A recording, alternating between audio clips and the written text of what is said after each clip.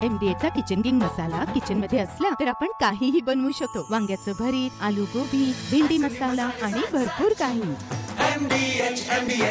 त्यांच्या काही मागण्या होत्या, त्याचबरोबर त्या मागण्यासह आम्ही बीड जिल्ह्यात कायदा व्यवस्था बिघडत चाललेली आहे। बीड जिल्ह्याचं सामाजिक वातावरण अशांत करण्याचा प्रयत्न काही लोकांकडून होतोय। विशेषतः सोशल मीडियावर महापुरुषांच्या बद्दल अश्लील वक्तव्य करणं किंवा पोस्ट टाकणं असेल किंवा वेगवेगळ्या नेत्यांबद्दल चुकीच्या कमेंट्स टाकणं असेल, चुकीच्या पोस्ट करणं असेल आणि एकूणच सोशल मीडियावर वेगवेगळे व्हिडिओ व्हायरल करणं असेल, याच्यातून बीड जिल्ह्याची बदनामी होते। बीड जिल्ह्यातलं सामाजिक वातावरण बिघडलं जातंय। समाजात दुही पसरण्यासारखी परिस्थिती या सोशल मीडियाच्या आणि इतर वागण्यामुळे होतंय। ते सगळं थांबण्यासाठी ठोस उपाययोजना कराव्यात आणि आरोपी कुठल्याही जातीचे असतील, कुठल्याही धर्माचे असतील, त्यांना तात्काळ जे चूक करेल त्याला तात्काळ अटक केली पाहिजे, त्यांच्यावर कठोर कारवाई केली पाहिजे, ही मागणी आम्ही सगळ्यांनी केलेली आहे। असे आरोपी एकतर दुष्कृत्य करतायत आणि ते करण्यानंतर व्हिडिओ व्हायरल करतात, यातून जी बीड जिल्ह्यात दहशत माजवण्याचा जो प्रकार चाललाय हा थांबला पाहिजे।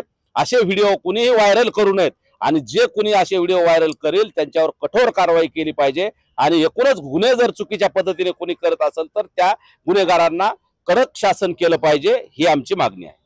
परळी येथे जे शिवराज दिवटेला मारहाण झाली आणि जलालपूर येथील ज्या तरुणांवर जे खोटे गुन्हे दाखल केलेले आहेत पोलीस अधिकारी आणि कर्मचाऱ्यांनी, त्याच्या संदर्भामध्ये आम्ही आज माननीय पोलीस अधीक्षक यांना निवेदन देऊन त्यांच्यासोबत सगळे या विषयावर चर्चा केलेली आहे।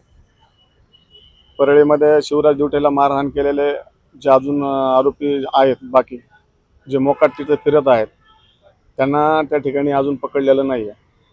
आणि त्या उलट ही जी घटना जिथून सुरुवात झाली, ज्या जलालपूर गावामधून, त्या जलालपूरमधील एका गावातील एका तरुणाला समाधान मुंडे याने फोन करून त्याला तुझ्या गावातून तुझा संतोष देशमुख करतो आणि तुला कोयत्याने मारत नेतो असं सांगून त्या ठिकाणी त्या गावातून त्यांनी कोयता घेऊन दहशत निर्माण केली आणि एक दोन त्या तरुणाला त्या ठिकाणी तिथं कोयत्याने त्यांनी मारलं आणि त्या कोयत्यामधला त्याचा सोडवण्यासाठी किंवा तिथल्या पोरांना जे मार खात होते त्यांना वाचवण्यासाठी तिथल्या लोकांनी त्या ठिकाणी त्याच्यासोबत झटापट केली आणि त्याच्यामध्ये त्याचा कोयता पडला आणि तो त्या ठिकाणून पळून गेला आणि तो पळून जाताना सुद्धा त्यांनी सांगितलं की तुमचा आम्ही इथं संतोष देशमुख करणार आहे अजून एक परळीमध्ये। आणि त्याच्यानंतर त्यांनी 2 तासांनी त्या ठिकाणी शिवराज दिवटेसोबत आपलं सारा महाराष्ट्राने बघितलं की कशा पद्धतीने मारहाण केलेली। आणि उलट या ठिकाणी असे घडलंय की आमच्या परळीच्या पोलीस निरीक्षक आणि एका कर्मचाऱ्याने ज्या जलालपूर येथील तरुणाला कोयत्याची मारहाण झालेली आहे त्यावर तक्रार दाखल करायला गेल्यानंतर त्यांनी त्या ठिकाणी कोयता जमा केला, त्याची तक्रार न घेता त्याची NC दाखल केली, फक्त दाखल करून घेतली।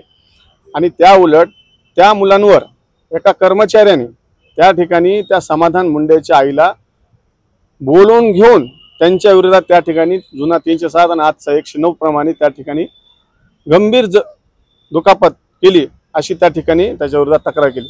जर त्या समाधान मुंडेला एवढी गंभीर दुखापत झाली होती तर तो दवाखान्यात जायला पाहिजे होता का त्यांनी नंतर त्या ठिकाणी 2 तासांनी जाऊन त्या मुलाचं अपहरण करून त्याला जीव मारण्याचा प्रयत्न केला? ही म्हणजे हे जे काही चाललेलं आहे ही आपल्या जिल्ह्यामध्ये अजितदादासारखे पालकमंत्री आले आहेत, कावत साहेबासारखे पोलीस अधीक्षक आल्यामुळे लोकांना वाटलं होतं की कुठेतरीच हे गुन्हेगारीकरण संपल, खोटे गुन्हे हे जे काही चाललंय हे बंद होईल, परंतु आमच्या परळी पोलीस प्रशासनाला ह्याचा कुठलाही काही फरक पडलेला नाही। आम्ही मागणी केलेली आहे 5 दिवसामध्ये जे काय संबंधित पोलीस अधिकारी आहेत, ज्या घटना ज्या दिवशी घडली तक्रार दिल्यानंतर जर 2 तासामध्ये त्यांनी जर त्या ठिकाणी कारवाई केली असती तर त्या ठिकाणी हा शिवराज दिवटेचं प्रकरणच घडलं नसतं। ह्याच्यामध्ये सर्व दोषी तिथले पोलीस अधिकारी, PI आणि कर्मचारी केंद्र नामक ते सर्व दोषी आहेत, त्यांच्यावर आम्ही मागणी केली की त्यांच्यावर कारवाई करा। या दिवट्याचे जे आरोपी मोकाट फिरायलेत त्यांना बी सुद्धा त्या ठिकाणी पकडून तुम्ही जेर बंद करा, अन्यथा आम्ही 5 दिवसांमध्ये जर तुम्ही कारवाई नाही केली तर आम्ही परळीमध्ये त्या ठिकाणी तीव्र स्वरूपाचं व्यापक कमी वापर पण अस्सल वापर MDH काश्मीरी लाल मिरची पावडर।